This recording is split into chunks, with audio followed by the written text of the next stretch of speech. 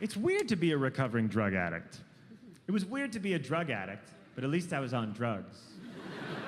It's strange sometimes. You know, like, I'm doing great, but when I'm alone, I'm with the person that tried to kill me. Sometimes I walk past a mirror, I'm like, oh great, this fucking guy again, Jesus.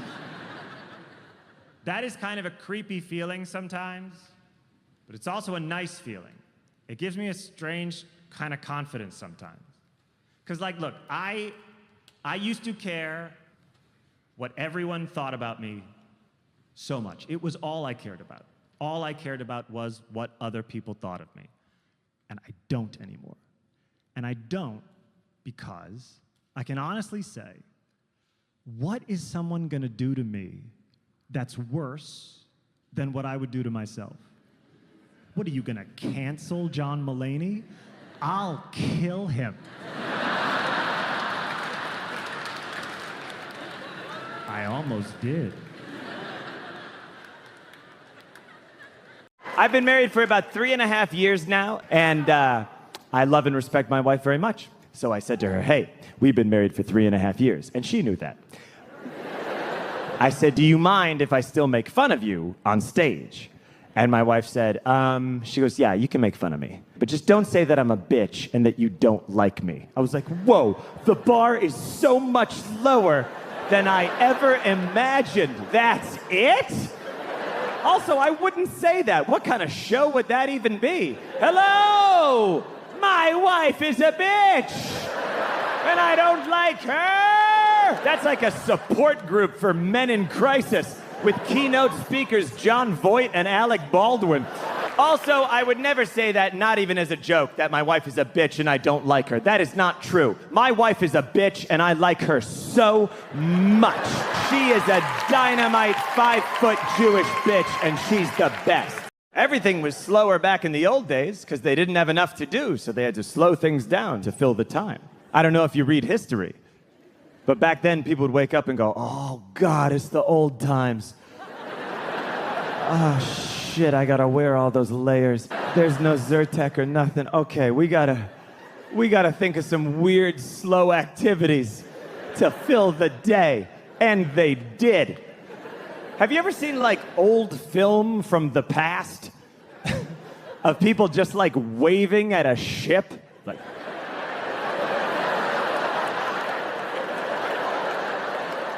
What if I called you now to do that? Hey, what are you doing Monday at 10 a.m.? All right, there's a Norwegian cruise line leaving from Martinique.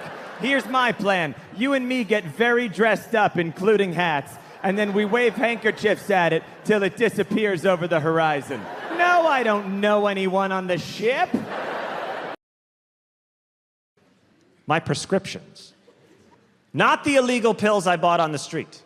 The official prescriptions with my name on them. And they took them from me simply because I had no business being prescribed them in the first place. But oh, the collection I had. All the effort, all the work that went into it. Do you know how hard it is to get a doctor to write you a prescription for a pill you don't need? It's not hard. It's so easy. It's so easy. Here's what you do, or here's what I did, but don't do it, but if you did do it, it would totally work. Okay. Go on like WebMD, search doctors in your zip code, okay? And then sort the results. Lowest rating to highest.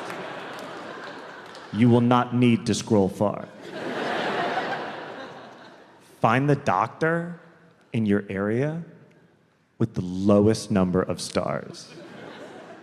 This person needs your business. Is this a bad doctor? Nay, nay. This is the best doctor. Dude. You can walk in there, and it's like Captain Phillips. You can be like, look at me. I am the doctor now. You can use their computer. Check Yahoo. Also, what did I get for my money? What is college? Stop going till we figure it out. Because I went to college, I have no idea what it was. I went to college, I was 18 years old, I looked like I was 11. I lived like a goddamn Ninja Turtle. I didn't drink water the entire time. I lived on cigarettes and alcohol and Adderall. College was like a 4-year game show called Do My Friends Hate Me or Do I Just Need to Go to Sleep? But instead of winning money, you lose $120,000. Some friends of mine were sued in college for property damage, and they were guilty. The lawsuit dragged on for years and years, and eventually I got a call when I was 28 years old, and it was my friend from college. He said, hey, that lawsuit with my neighbor is still dragging on, and my neighbor just subpoenaed all my emails from college that mention him or the lawsuit. And I said, well, that's crazy, but why are you calling me? And he said, because you should be concerned.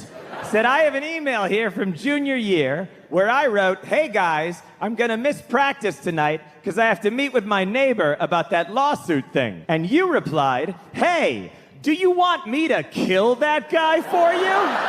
Because it sounds like he sucks and I will totally kill that guy for you. Okay, see you at improv practice.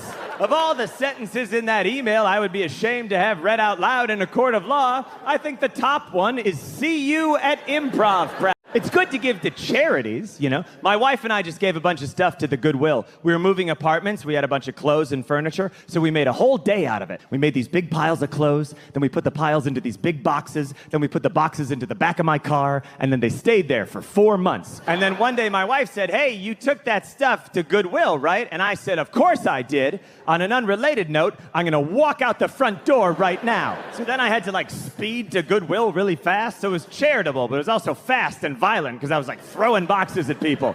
The boxes were so heavy I couldn't even say what was in them. I was like, this one's shirts. I got a bunch of shirts. The guy tried to give me a big receipt. He's like, take this receipt for the clothing for your taxes. I was like, how do I write that on my taxes? Dear IRS, please deduct from my federal income tax 1 XXL Billabong t-shirt from youth. It was too big. My mom said it could be a sleep shirt. Please deduct this from my 2017 income. Mick Jagger would go like this. He'd go, Diet Coke, and one would appear in his hand. Now, that's not nice, right? The way I was raised, you're supposed to say, may I please have a Diet Coke, please? And then maybe you will get one. And I bet all of you were taught to say please and thank you. But if all of us could go, Diet Coke, and one would appear in our hand, we'd do it all day long. Even if you don't like Diet Coke, you just summon them so you could chuck them at oncoming cars. Famous people are often rude because they're used to getting things really quickly. And I bet a lot of us are pretty polite. But as soon as we get things quickly, we start to get ruder and ruder. Look at technology. It's faster than ever, and we're ruder than ever. People walk around on the phone now hello? Hello? You still there? Lost him. And that's it. No follow through with that guy.